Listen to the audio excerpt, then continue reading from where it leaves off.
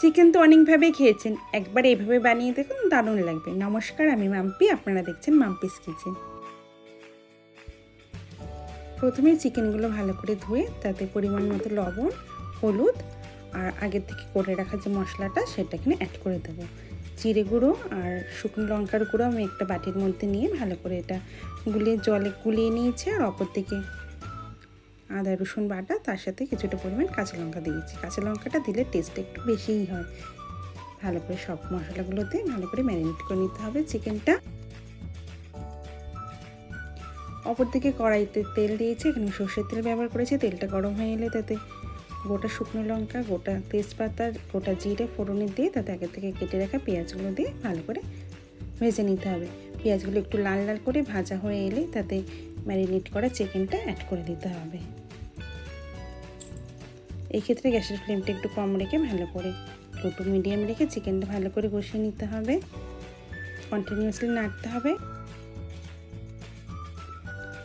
Chicken কষাটার সময় অবশ্যই 1 চামচ এখানে চিনি অ্যাড করব। আর দেন ভালো করে চিনিটা মিশিয়ে নিতে হবে। চিকেনটা ভালো করে কষা হয়ে এলে মোটামুটি এরকম তেল ছেড়ে দিলে তখন আগের থেকে 1 চামচ মতো ফেটিয়ে রাখা দই, এখানে আমি টক দই ব্যবহার করেছি, আর দইটা আমি ভালো করে ফেটিয়ে নিয়েছি। তারপর চিকেনে অ্যাড করে দেব দইটা দিয়ে। তারপর আমি ছোটো ছোটো দুটো টমেটো কেটে রেখেছিলাম, ছোটো সাইজের দুটো, আর মিডিয়াম সাইজ দিলে একটা দিলেই হয়ে যাবে। ছোটো টমেটো অ্যাড করে দেবো। ততক্ষণ অবধি টমেটোতে দিয়ে চিকেনটা ভালো করে নাড়িয়ে নিতে হবে যাতে টমেটোটার কাঁচা গন্ধটা চলে যায়। চিকেনটা এই পর্যায়ে হয়ে এলে তাতে আগে থেকে গরম করে রাখা জলটাও অ্যাড করে দেব।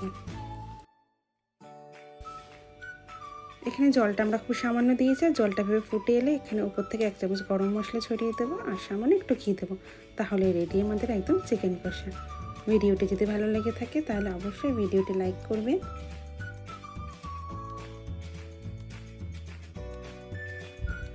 ফেসবুক থেকে দেখলে পেজটি ফলো করবেন, ইউটিউব থেকে দেখলে পেজটি সাবস্ক্রাইব করতে ভুলবেন না। কিন্তু সকলে খুব ভালো থাকবেন। টাটা।